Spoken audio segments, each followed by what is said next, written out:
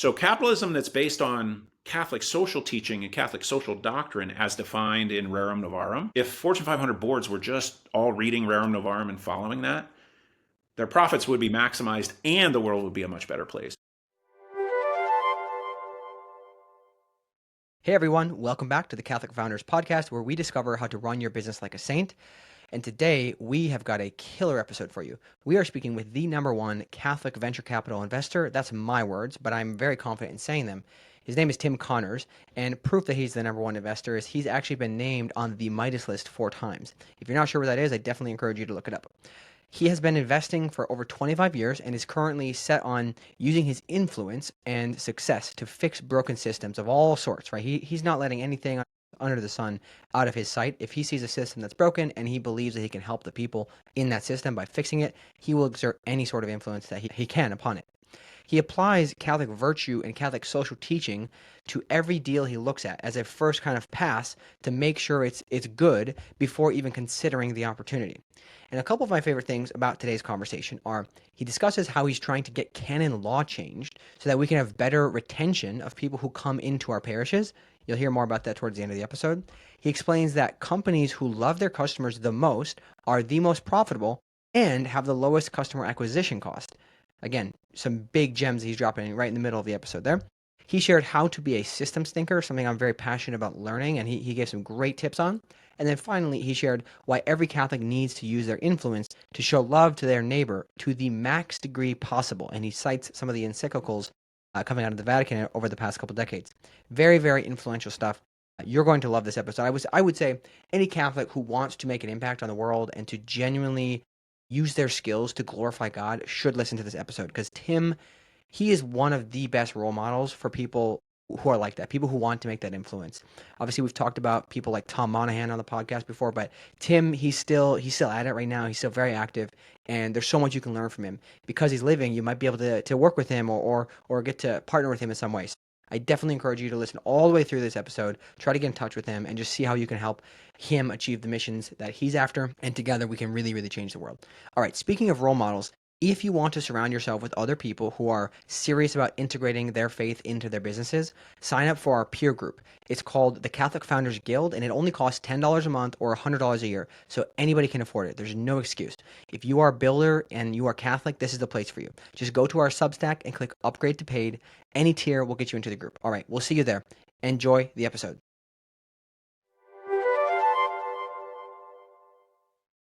All right, Tim, welcome to the show today. How you doing? Doing great. I'm Thanks for having me. super excited to have you, man. It's been a while coming. I know we had to reschedule once, but I really appreciate you making the time. So a lot of people who are in our community who listen to this pod will probably know you already, but can you just give a kind of a really high level summary of what you're up to today and maybe some of your background?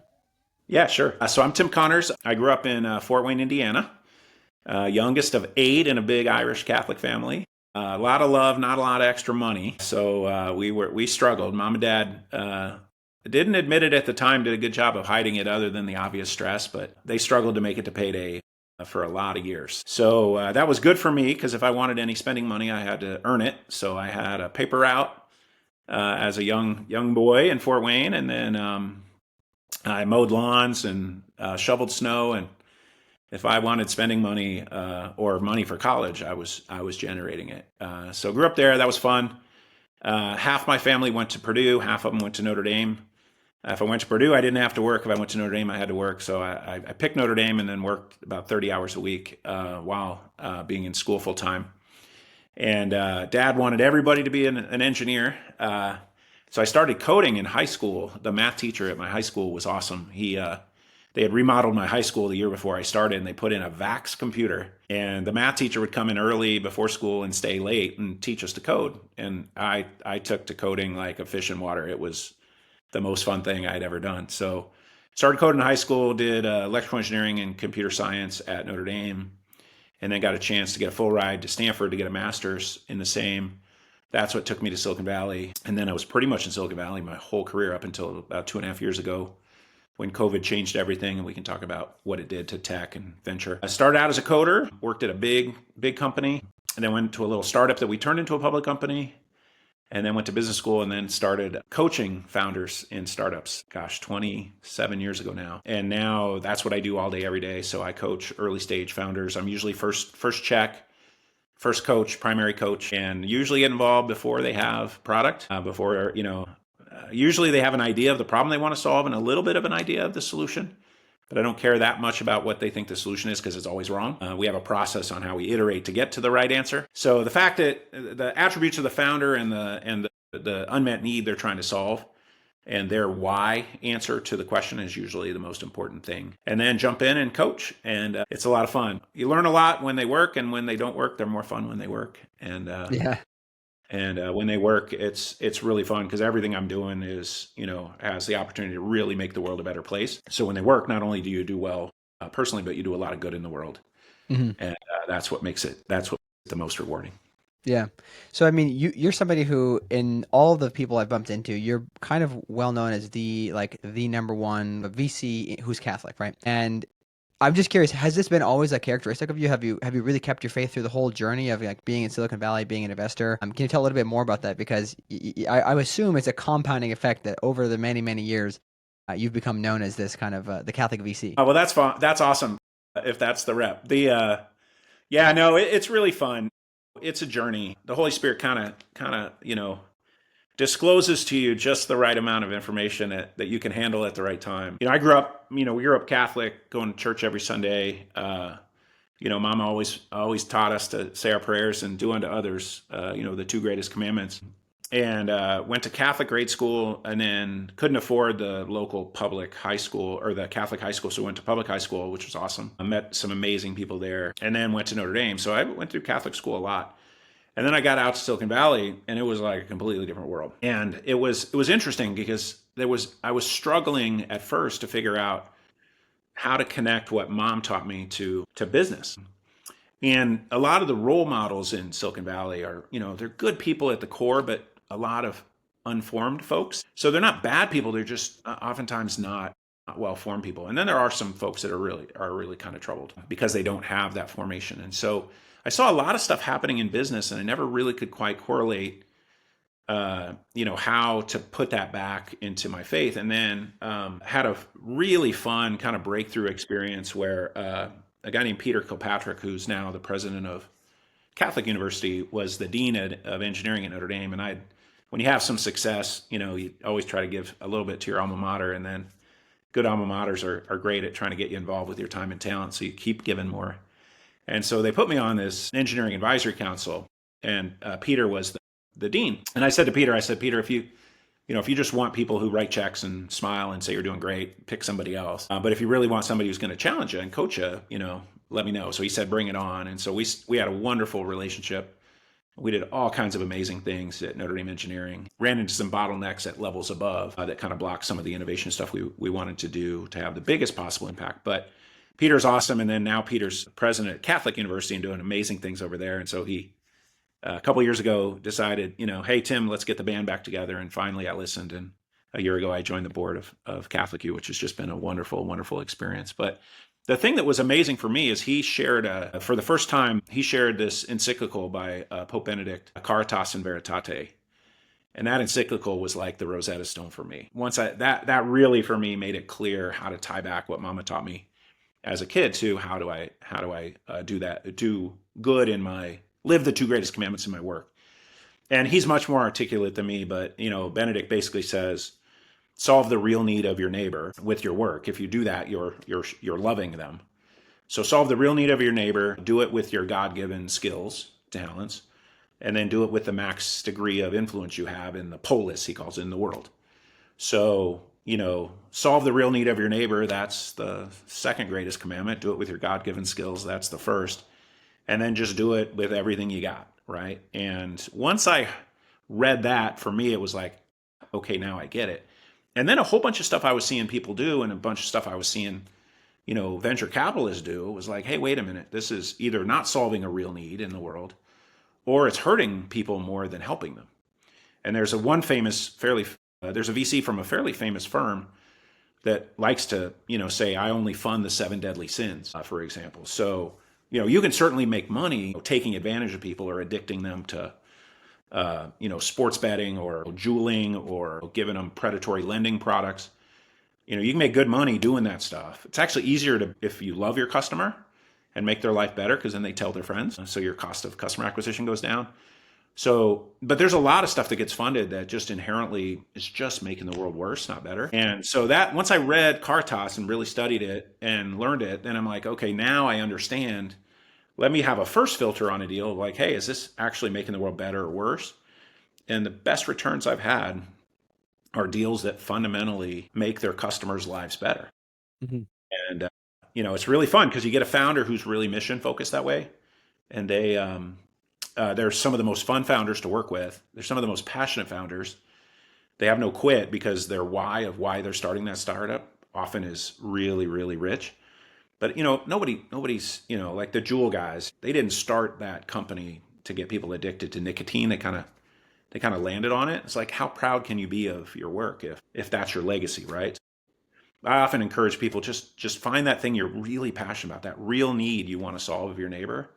And if you're passionate about it, in the dark days when startups are hard, they're harder than they are easy. And when it's the hard days, if you've got a good answer to the why, you can't imagine living your life without solving this problem, then you quit. And that's probably the biggest thing is, founders not quitting. So that's where it all started. And then, like the Holy Spirit. What year was that roughly? Like when did that kind of transformation happen? That was probably 15 years ago or so. I'd have to think, but yeah. And that's really when it started.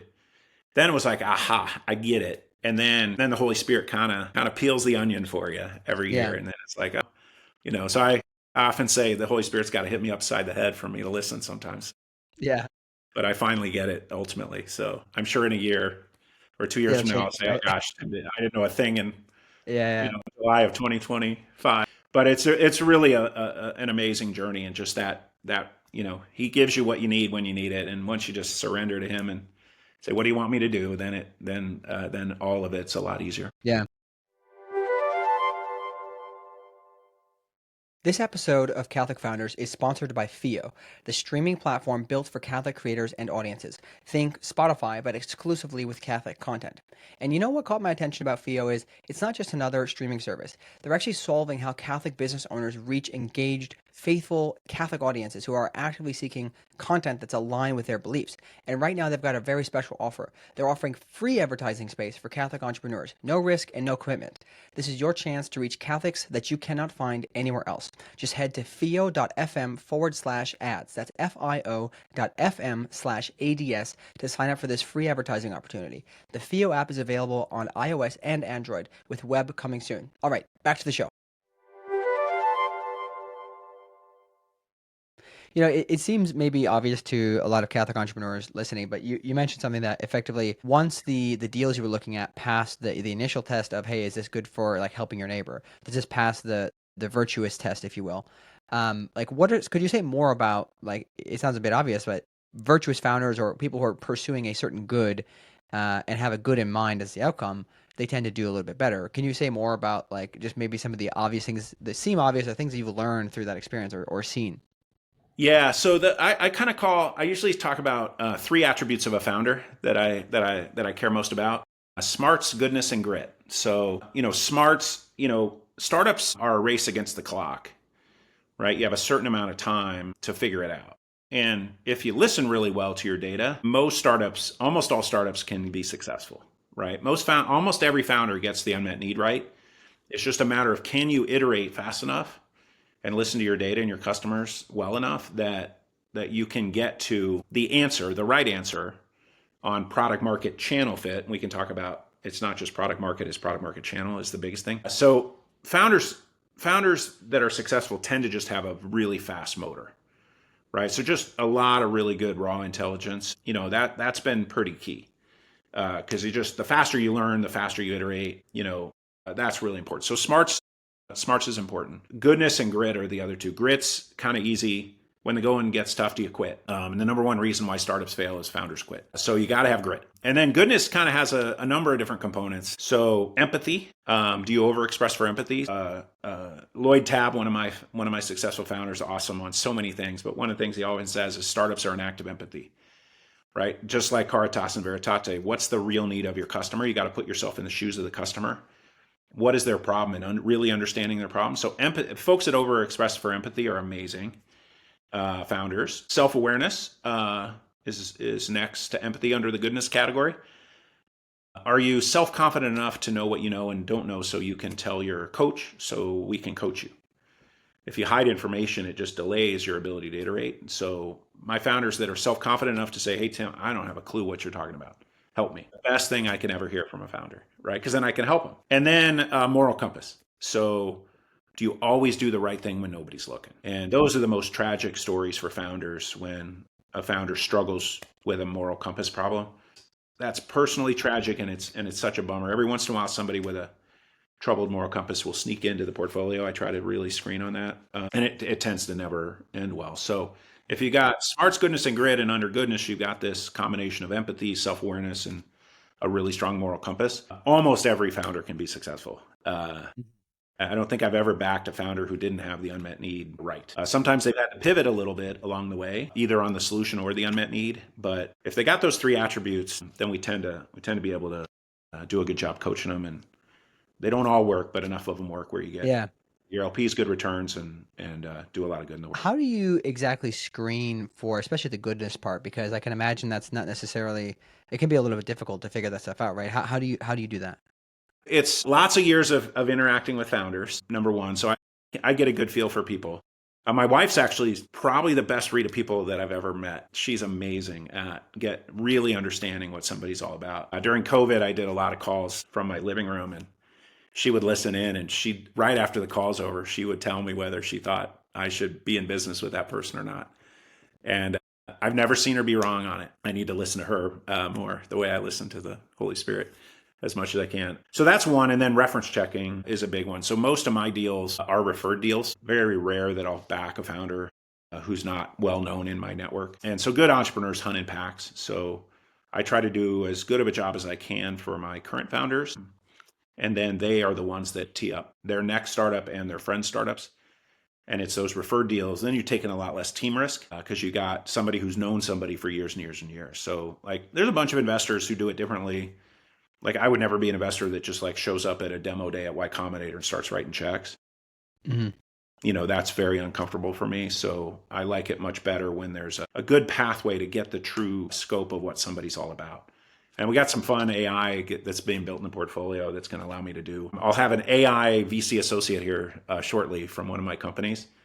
And we'll be able to do a lot of really good work on reference checking, really thorough reference checking and market analysis with AI assist that I do it a lot today, but I can do it even better. And when somebody's troubled and they end up in the portfolio, they sneak in and you're always like, oh, man, how did I not see it? And then usually it's, the smoother they are at hiding some of their issues, sometimes the smoother they are at convincing you to fast track and skip some of the steps on your diligence. So, but fortunately, that doesn't happen very often. But it's really what's that person's reputation in a second degree way. So who knows that person well and who trusts them, and that's probably the second one. But I got pretty good spidey sense now. I probably get it right 95% of the time. I'm gonna have to. Yeah, I was gonna say if you've been I think you've been listed if I'm not mistaken on the Midas list. I think 3 times. So you definitely 4 now. Okay, nice. So you're definitely up there. But it means you've got a good read, and I'll have to probably check out that reference checking software for my recruitment stuff. Would be awesome to have. But I did want to ask you one thing. I've never heard this before. That the best founders tend to, I think you said, hunt in packs. Like why? Yes. Why? They find each other. So they learn from each other, and then good, connects with good. Great connects with great. So some of my best deals have been deals that were referred to me by somebody that I've worked with before. For example, like Lloyd Tabbitt Looker, who I mentioned. I met him, got a chance to work with him on a board at a company that didn't work before I backed him at Looker. So I got a chance he was referred to me by this founder I backed because he's like, hey, Lloyd's joining the board. And then I got a chance to see him in action. And then so when he co-founded one startup that didn't work. And then he started this other startup. So it was kind of third time was a charm for Lloyd. He built a company. Looker ended up selling to Google for, I think it was $2.6 billion. It was lovely. that was a twofer because it not only was a great outcome in that deal, but it really helped the rest of the portfolio and tons of startups to listen to their customers and their data better. It was a really awesome data platform company. And then another one, like Chime.com had the idea for Chime, was kind of hunting for founders in that area. And a founder that I had success with, I shared with him my little write-up. And I have all these 2-pagers that I write on stuff that should exist that I haven't seen yet.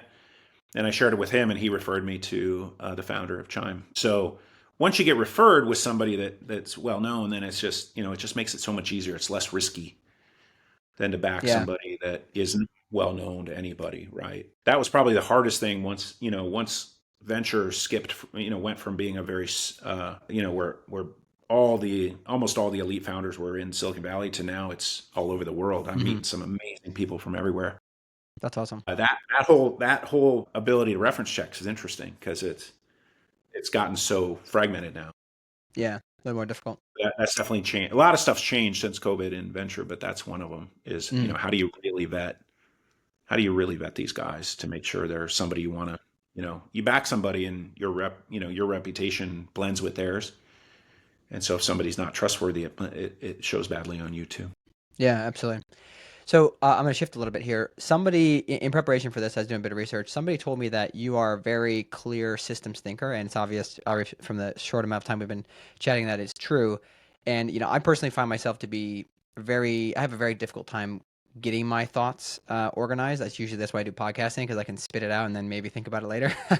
And after I heard that comment about you, I heard I think David Perel had said something that the only way you can think, the way you think is based on the way you live. So I was just kind of curious if there is a certain way that you live that helps you to think in this way. And is this something that people like me can learn who are not naturally inclined to it?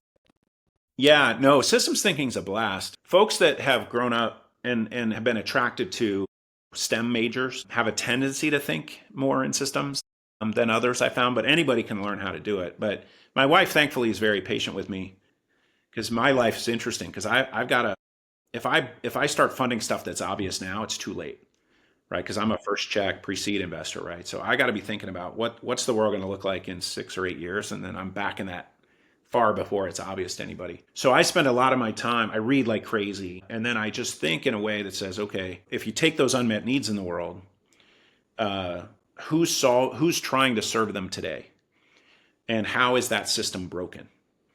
Right? So 42 million people hungry in America when we throw away 20% of the food we manufacture. That's a broken system. So then it's kind of fun if you think about in a systematic way, right? There's people that think in policy, right? All our folks in office, national, local, et cetera, they think in policy. So how do we change policy to affect outcomes? There's folks that work in nonprofits, amazing people that work in nonprofits that think in programs, nonprofit programs. So we got 42 million people hungry. What program do we develop to serve those 42 million people that are hungry? The third leg of the stool after policy and programs is systems. And it's like, okay, why is the system broken that creates 42 million hungry people in America in a world with 20% of excess food thrown away? And then how do you fix the system, right? What's changed in the world that allows you to fix that system today where you couldn't fix it 10 years ago? So if you start to think in that way, it starts to really reframe the kind of stuff you think about. Like consumer banking, used to be great and then got really bad. And Elizabeth Warren's been yelling at the banks for 20 years to get rid of overdraft fees and monthly maintenance fees. When I was a kid, if we had overdraft fees and monthly maintenance fees, my parents wouldn't have made it, right? So you get 2 days from payday, you run out of money. And now the bank not only declines your charge, but they charge you a $35 overdraft fee. Well, by the time you realize you've overdrafted, often you've got 2, 3, 4 overdraft charges. So then you start the next pay period $105 behind, and you can never catch up. So we said, hey, so I looked at consumer banking, and I looked at the market caps of the incumbents, the B of A's, the Wells Fargo's, the Cap Ones, et cetera. And it was wild. You see these massive market caps, and you see negative NPS scores. Consumers hate those companies, and they hate them primarily because of these fees. Right? Not only do that pay you for your savings, but they jam you with these fees when you run out of money. So we just started a bank that now it's obvious, but it's like, hey, why don't we create a the why now was everybody's got a smartphone. So we said, okay, you've got a smartphone, and let's put an app on the phone and have a debit card. And obvious now was not obvious at all. What 14 year did that start? Oh, 14 years This ago. was about 15-ish years ago. And, now Chime went public, a couple weeks ago, 12 billion market cap, doing great, 8.5 million accounts. The most important thing was we just started a bank that just wasn't going to rip off the customer. It was really that It simple. sounds so obvious, right? But Sounds some obvious. people just decide not to do it, Everybody in banking told me I was crazy, that this would never work. Nobody'd ever trust. Right? So the more the incumbents tell you it's impossible, usually the better. We just started a bank that didn't rip people off. So instead of making money on crazy overdraft fees, just made money on interchange as people use their debit card to pay for their goods and services. And it's turned out to be a great business. Well, what the most interesting thing was about 2 years ago, we and other fast followers in that neo-banking area had so much success that then the big guys had to start to adjust competitively. So now there's 100 million American families spending way less on overdraft fees. And so our value, we did great, but we kind of changed the whole industry. And that was really wonderful. So, do well while doing good is kind of how that fits together. If you think in a nonprofit world, right, there's a lot of people that, there's billions of dollars a year granted to nonprofits to help people with financial literacy. But if your bank's stealing $100 from you when you overdraft, it's hard to catch up. So now with AI and tech, so it used to be tech-enabled systems, now it's AI and tech-enabled systems.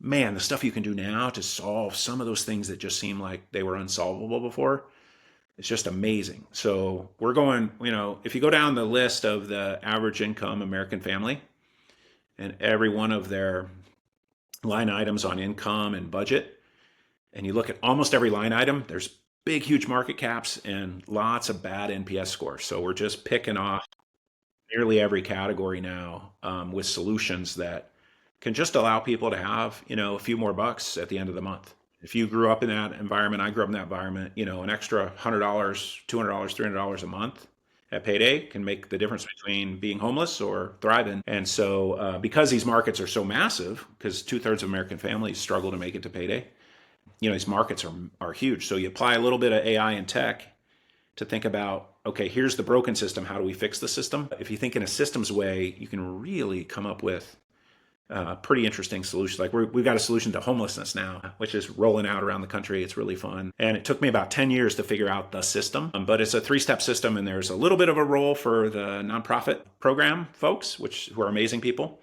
And then there's a little bit of role for the policy folks who are awesome. And then the big solution to ending the root cause of the problem is a system solution. That's step 3, which from this portfolio company of mine called cloudapartments.com, using AI and tech to take 30% of the cost out of building apartments. And if you take 30% of the cost out, you can charge a lot less rent. Yeah. It unlocks a whole bunch of interesting financing. And so that one's a lot of fun. That's the way you can learn it. Stanford has a symbolic systems major. I wish more schools had it. Some schools talk about design thinking, which can be systems oriented. Sometimes people think design thinking is more UI only. But yeah, I think Stanford's pretty innovative with this symbolic systems. And the people that have come out of that major have gone on to do amazing things. Yeah. When you're able to think that way. But yeah, it's fun. I talk to a lot of founders and they'll tell me the unmet need and the solution they're trying to solve. And, we start going down systems land pretty quick. So was this something that was natural to you, or as part of this, do you have to basically make time in your day to try to think through because you said you read a lot, right? So do you have to make time to think through these things and start to visualize them like blocks and how they work together, or how do you actually go about that? Because you've got this all very nicely laid out. Yeah, it now comes so naturally. Again, patience to my wife. I talk these so I talk through things a lot, and then I write these 2-pagers that I'll read, tons and tons and tons. I spend lots of time on LinkedIn. LinkedIn's been really interesting because you find an area that you think is interesting, and then you start following people who are working in that industry, and then you start following the people that are commenting on those folks' commentary. And it's like a big conference every day. You can drill down and learn all this stuff, and then I see a ton of companies, and then. So a lot of times there'll be like 50 or 100 folks kind of dancing around a solution. And then you start to figure out, okay, what is the killer solution? So then I'll typically, if I haven't seen a company, I'll write up a little 2-pager that's kind of a system design document, basically, of here's how the world is today and what's changed, and now how can that enable you to do something very different? And then I share those pretty broadly. And then most of the time I'll ultimately find a founder that, we're completing each other's sentences, like Curtis at Cloud Apartments. I had researched that area for years. And so when Curtis started pitching me, I think he made it through half his pitch before I offered to invest, because I just had done so much research on the unmet need and what the potential solution was. And then we mind meld and start working together. And then I'll share 2-pagers on lots of other things. And so once you start thinking in a systems way, like I joined the board at Catholic University and they were in the middle of losing some money as opposed to being, cash flow positive. And so you start just then thinking about the system, and then you come up with the key metrics that define whether the system's working or not. And then you share those metrics, and smart people, once they know what the mission and the customer and the metrics are, they do amazing things. So we just got aligned on the right metrics, and university went from losing money to this year we should throw off a good amount of positive cash flow. And then we're doing some really innovative AI stuff at Catholic U, so we should be able to throw off really interesting cash flow following year. But it's just, so it can work in, parishes, can work in the planet, can work in families, can work in companies. So I tend to I coach now all kinds of different folks, and it all comes back to that.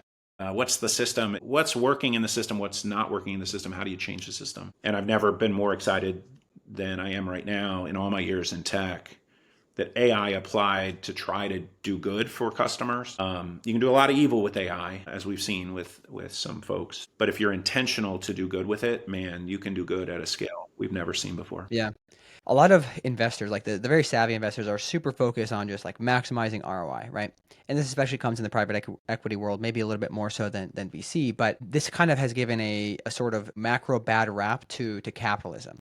And you are investing in companies that are actually helping a lot of people. And at the end of the day, you're lowering people's bills and all these things. So I guess I'm just curious, like as a Catholic, how do you approach the investing perspective, or what should be the framework that we should look through it as? Because we're not just here to maximize ROIs, at the expense of humans or whatever. We're not trying to put a bunch of people out of work or these things. How do you think about this as a Catholic, applying that lens to getting a return on your investment? Yeah, it is a great area. There's this false dichotomy that people have been taught that that you lose money, that it's a zero-sum game, and that somebody's got to lose for you to win. And folks that take on that mindset tend to do a lot of destruction in the world. What I found in my companies, and I've got some Harvard Business School professors that I'm nudging to try to do the research on this, because if it comes out from them, it'll be game-changing. But my belief is that you do better in all asset classes if you love your customer. You actually do better. Now, there's reasons for that, because NPS, the Net Promoter Score stuff, has been researched for decades, where like NPS, Net Promoter Score, is if you've ever taken a flight on United Airlines, that afternoon or the next day, you'll get an email that says, based on your experience on this flight, how likely to refer United Airlines to your friends and colleagues. And people rate it 0 to 10. The folks that love you, right, that say, wow, absolutely, I'd refer United to my friends. They care enough to talk about it with their friends, and they'll talk about it positively. Like, wow, I just had the best flight on United. Man, those guys are really starting to figure it out. Right? If they have a really bad experience that they rate you 0, 1, or 2, right, they're also going to tell their friends, like, oh, I just had the worst. United's the worst airline. I'm never flying them again, right? The people in the middle who are like a 4, 5, or 6, they don't care enough to talk about it, so they're not going to talk about you. So NPS says what percentage of people are talking positively about you minus the percentage that are talking negatively. And that score has been proven to be highly predictive of profits, revenue, growth, market cap, et cetera. Well, NPS is really just, how much do you love me, right, as a customer, right? It's a secular way to ask the second greatest commandment question, or the first question in Pope Benedict's Caritas document. So the data is there that the more you love your customer, the better you should do as a business. And we see it all day, every day, in terms of like Chime. Chime gets over half of their customers with no customer acquisition cost. It's referrals from current customers, because the current customers love Chime. So they tell their friends, so their friends adopt. So then that makes Chime a better business than a bank that's trying to rip people off, right? That has to go spend marketing to get every single customer. It also gets your customer to stay with you longer. If you treat them well, they stay. So you get higher retention and lower CAC. It's a great combo. So we've gotten in the habit, I'm an engineer, I'm not an economist or a historian, but I've been trying to read this system of how did we get here? And there's some really interesting work. So Pope Leo the 13th, who founded Catholic University, wrote an awesome encyclical called Rerum Novarum back at the turn of the century, back in the last industrial revolution. And so it's awesome that Cardinal Prevost chose Leo the 14th for this next AI-driven industrial revolution. He gets it. He gets it very, very deeply into his core. He's a STEM guy too. He's a math guy from Villanova. That, if you look back at capitalism, it's really fascinating. Where capitalism is better than any other system anybody has developed before. But we got into a bad habit. And when I've been reading about it, it seems to have all started around the 60s and 70s when this guy, Milton Friedman, from the University of Chicago, started writing these theories that the only purpose that for a corporation to exist is to benefit the shareholders. And Wall Street kind of used that as a weapon, as the basis to start putting the hammer down on Fortune 500 companies to do things that in theory sounded good for the shareholders, but in reality were just short-term interested, not long-term profit-oriented. So they started to sue corporate boards and really put pressure on CEOs to get rid of pensions, for example. So my dad had a pension. Most of my siblings don't have a pension. But that was good for short-term profits. So the Wall Streeters convinced Fortune 500 boards that, hey, they should get rid of pensions. So they replaced pensions with 401ks, and that's just been a disaster. So I've got actually a little startup that we're hopefully going to be funding here soon that will bring pensions back in a new way that have all the goodness of pensions without some of the troubles for pensions. Because 401ks just have been a disaster. We got an entire 2 generations that'll retire with almost no savings. So if you look back, a lot of this stuff started to come out in the Milton Friedman era. And if you look at those dynamics, it's really utilitarian ethics. So it's okay for me to win. As long as I win more than 100 people lose, it's okay for 100 people to lose. Catholic virtue ethics are very different, right? Catholic virtue ethics say, it's not okay for 100 people to lose. So capitalism that's based on Catholic social teaching and Catholic social doctrine as defined in Rerum Novarum, if Fortune 500 boards were just all reading Rerum Novarum and following that, their profits would be maximized and the world would be a much better place, in my opinion. So I'm trying to get some Harvard Business School profs to prove that definitively in the data on venture capital investments. So let's look at the whole history of venture capital. Let's look at each company and was it fundamentally good or bad for the customer? And then how did those companies return? And my belief is that it's going to show materially higher returns for the companies that love their customers better. Certainly been true anecdotally for all of my companies. And I think if Harvard produces the data, we'll have incredible data that will shock the world. People have said they've analyzed it similarly in the public companies and that there's a higher return. So we got to get the word out. But there was a little bit of an effort to do a version of CST with ESG investing, environmental social governance. But that got very political and some of the S and some of the S and the G didn't actually align with CST either. So that kind of came and now it's kind of political. So we're doing a lot of effort to try to get more and more Catholic assets invested with CST screening and rowing in CST principles. I'm doing a lot of work in that area right now. So if the voice in the ear of the Fortune 500 CEOs and their boards is Catholic virtue ethics driven versus utilitarian ethic driven or Old Testament mindset driven, then I think the companies will do the right thing and they'll do better from a profit perspective. But it's absolutely fascinating because and I'm so excited for Pope Leo. I've talked to so many people that have reread Rerum and it's like, hey, the solution to all these problems we're going through are sitting right there in Rerum Novarum. And we just got to let it out. It's over 130 years old. Sometimes the best ideas, we're just, it was great ideas at the time and now we can execute them.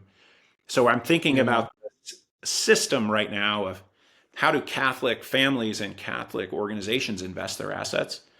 And are their assets aligned with their prayers or not? And Rerum gives us the basis. And then there's another document from the Vatican called Mensurum Bonum, which is really, really good. And then the Pope Francis came out with Antiqua et Nova, which is a really good document on AI and the role of AI in human flourishing.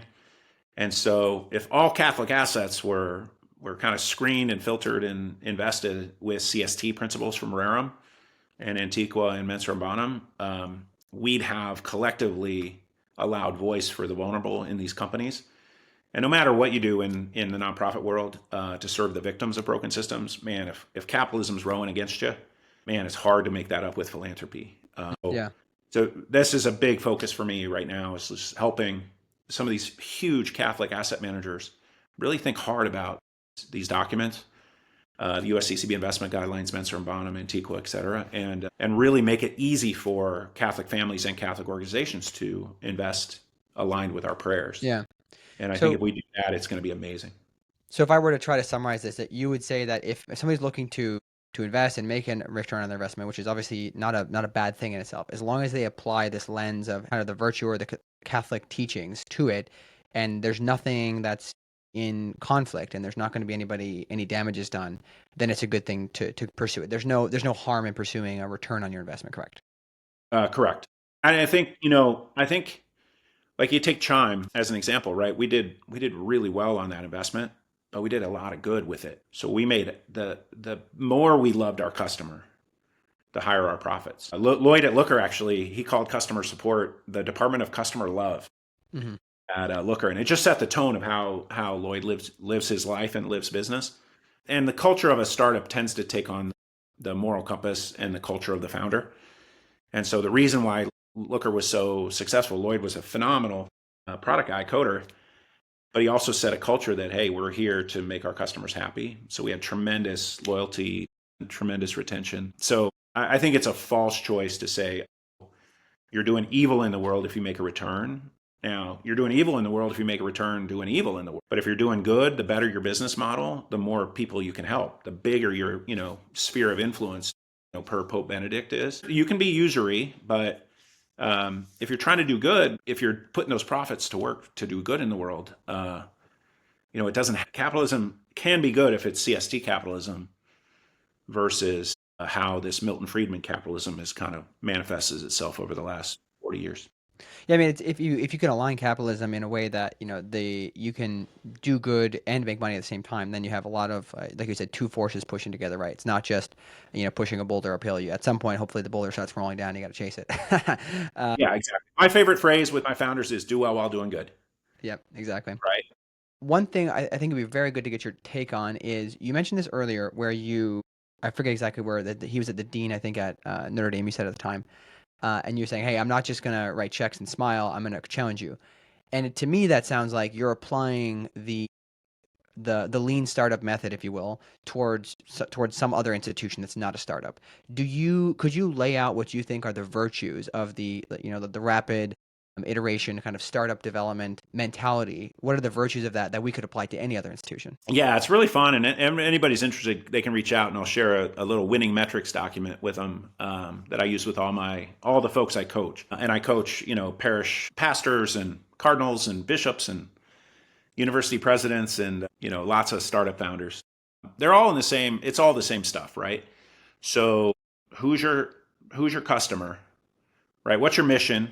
Who's your customer of that mission? And then what are your top 3 to 5 metrics that tell everybody in your organization how you're doing at serving that customer? And so I've got this set of winning metrics, which is, I haven't changed it. In my early years in venture, I used to update it every year, and I haven't changed it in, probably 10 years now. So I think we got it pretty dialed in. So winning metric 0 is, does it work? So whatever you're trying to do, does it fundamentally make the life of your customer better? So if you're serving a business, is their income statement fundamentally better after you versus before you? That's winning metric 0. You'd be amazed the number of startups running around who don't have any data as to whether it actually works or not. So that's sort of table stakes. Does it work? Winning metric 1 is do they love it? So you ask them some version of the NPS score, and then you ask them why. And if they love it, you ask them why, and that's what you market. That's the things they really care about in your product or solution. If they hate it, you ask them why, and that's what you fix in the product. Winning metric 2 is related. It's not only do they say they love it, but do they show they love it with retention? So you look at retention asymptote charts to say, hey, if somebody comes and uses a product today, how often do they come back, and for how long do they come back, and what percentage of them come back? And then winning metric 3 is probably the holy grail one, which is unit economics. So what's it cost you to get a customer, and then how fast do you get twice that cost back in gross margin? And that tells you what the velocity of your business can be.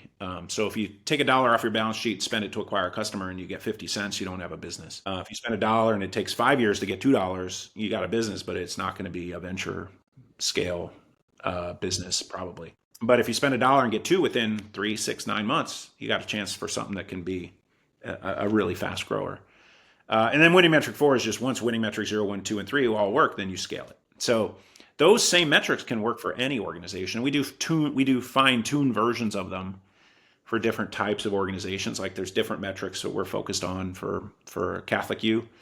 But at the core, it really comes down to those same core metrics. So what's your mission? Who's your customer of that mission? What are the metrics that tell everybody in the organization how you're doing at achieving that mission? If you think of winning metrics 0, 1, 2, and 3, it's really cutting to the heart of, how well are you loving your customer? And then how are you doing well while you're doing good? So you might have a great service to the customer, but if you don't have a business model, you're not going to be able to scale it. So that's kind of the core of it. So it applies for anything. Like we got our parish out in California to double in size by applying the same kind of techniques, where we figured out that, once people became active in the parish, they would come every Sunday and they'd learn the 2 greatest commandments and get on a path to heaven. And they'd also give financially to the parish. But we had a whole bunch of people coming in 3 times a year, Christmas, Easter, Ash Wednesday. So we'd have 4 times as many people on Christmas, Easter, Ash Wednesday as we would on any given Sunday. So we started looking at that with a startup lens and say, hey, we got a bottleneck problem, right? Well, we figured out we weren't doing a very good job of welcoming people. So we started trying to have our ushers and our welcomers find somebody they didn't know before every Mass and have a conversation with them. And if they were interested in getting active in one of our ministry groups, we helped to get them introduced to a ministry group leader. Well, you do that, then people belong and matter. They keep coming back. So now I'm actually trying to get canon law changed, because I realized that role of welcoming, of calling, was one of Jesus's 2 roles in his first parish in the world. And that is defined in Book 3 of canon law for evangelists, for missionaries that go out into the hinterland and call the way Jesus did.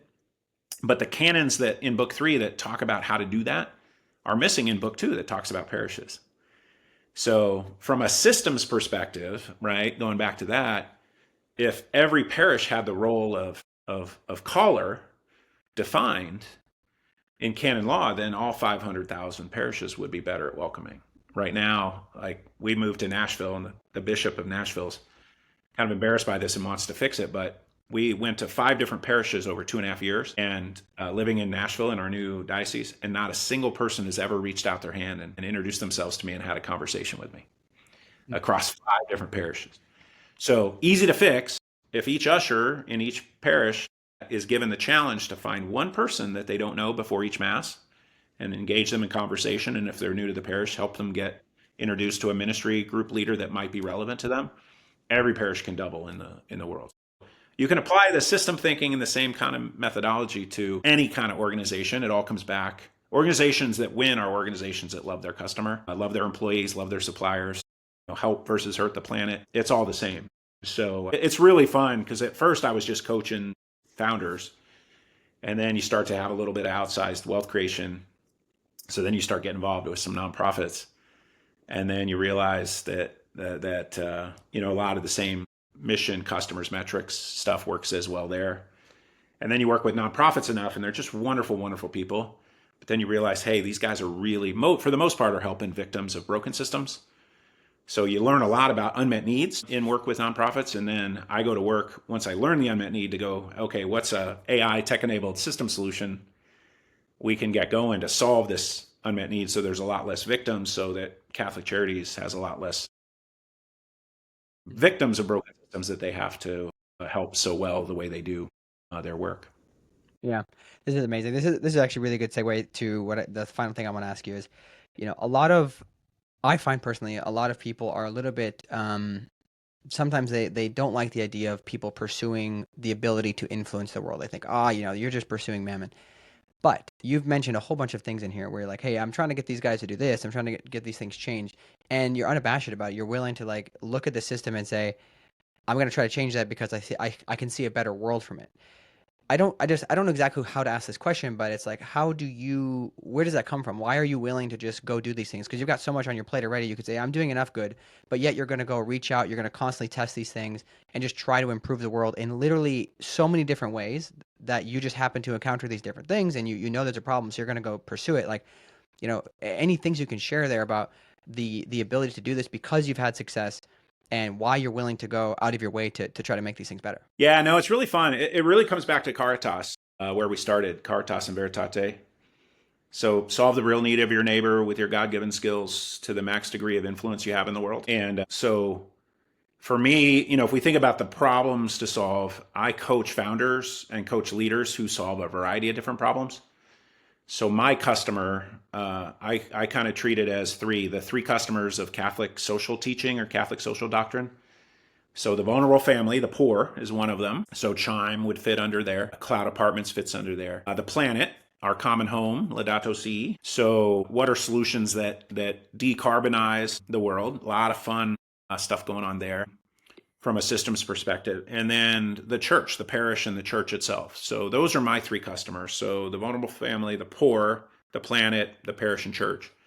So those are my three customers. Then my God-given skills, what I love doing and what I feel most alive doing is when I'm coaching a leader who's trying to solve one of those three problems, a problem for one of those three customers. And then as Benedict tells us, do it with the max degree of influence you have in the world.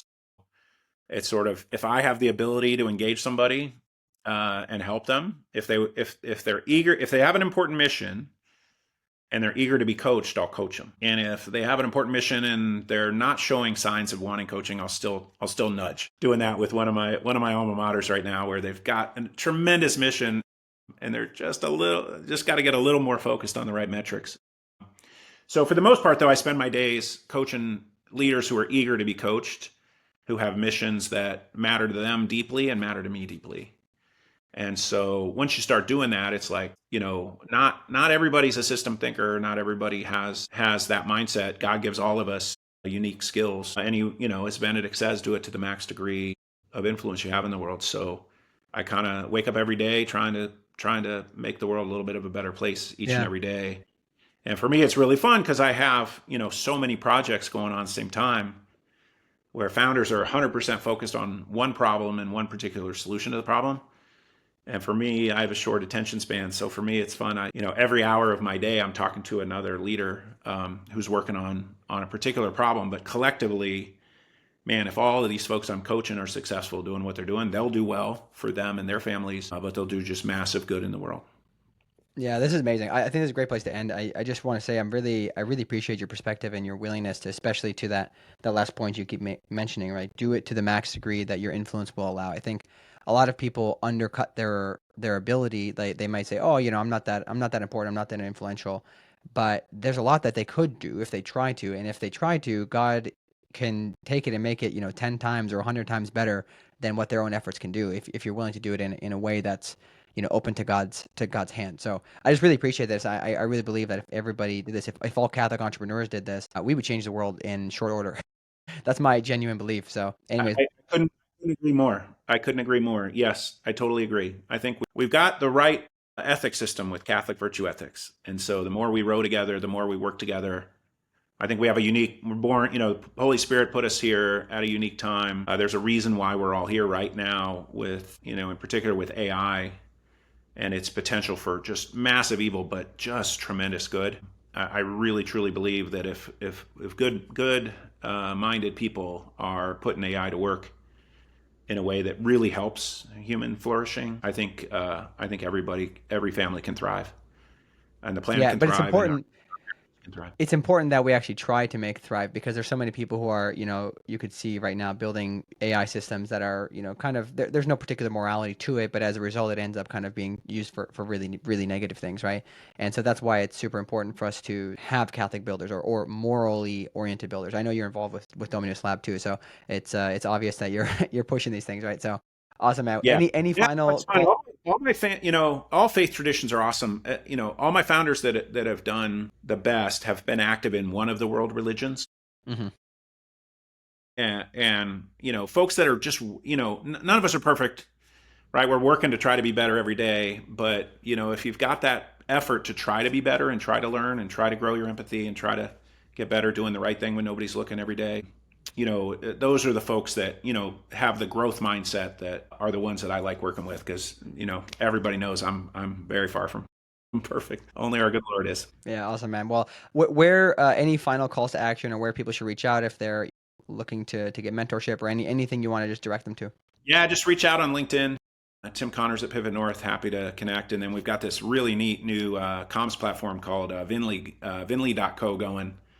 So if you ping me on LinkedIn, I'll connect, and then I'll probably pretty quickly move the convo over to Vinly, and Yeah.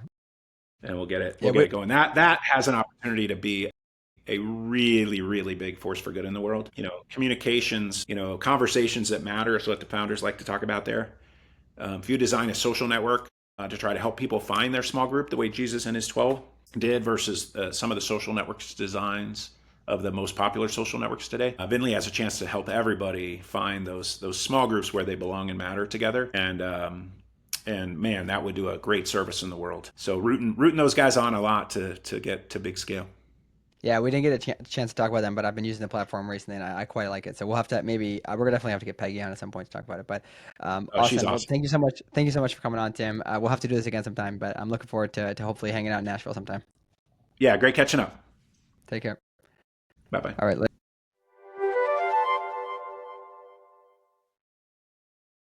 All right, everybody. Thank you so much for tuning in today. If you enjoyed this episode, which, it's Tim, I'm pretty sure you enjoyed the episode, go ahead and leave us 5 stars on your favorite podcast player. It really helps us to kind of, juice up the algorithm, get us in front of more folks. And if you're not already, go give us a follow on YouTube to help us get up to 1,000 subscribers. As a sidebar, on YouTube, we do publish a lot of shorts, and we also publish kind of mini episodes that we don't publish on Substack. So if you're somebody who likes to watch YouTube while you eat or whatnot, you can go there and get fed some really, really interesting stuff. So maybe you don't have time to listen to every episode, but you want to get some of those things kind of as reminders just showing up in your feed. So go do that for us. Turn the bell on for notifications, comment on the recent episodes, all that stuff. And then finally, be sure to check out the Saintly CEO, our weekly newsletter that in under 1,000 words will help you to learn how to run your business like a saint and discover other Catholic entrepreneurs with our curated list of these folks. I said finally before. Finally, again, Columbo style here. If you are looking for a group of other Catholic entrepreneurs, consider joining our Catholic Founders peer group. Again, it's $10 a month or $100 a year. Literally anybody can afford it. Just go to our Substack and upgrade to paid. You'll also get access to all of our paywalled content as part of this. Keep in mind, if you are a builder and you are Catholic, this is the number one place for you to be. It's kind of like the top of funnel. You get in, we'll help sort you out and get you into other groups, and you're going to be surrounding yourself with other people who genuinely care about integrating the faith into their business, so that way they can change the world. All right, thank you so much for tuning in. God bless you, and we will see you next time.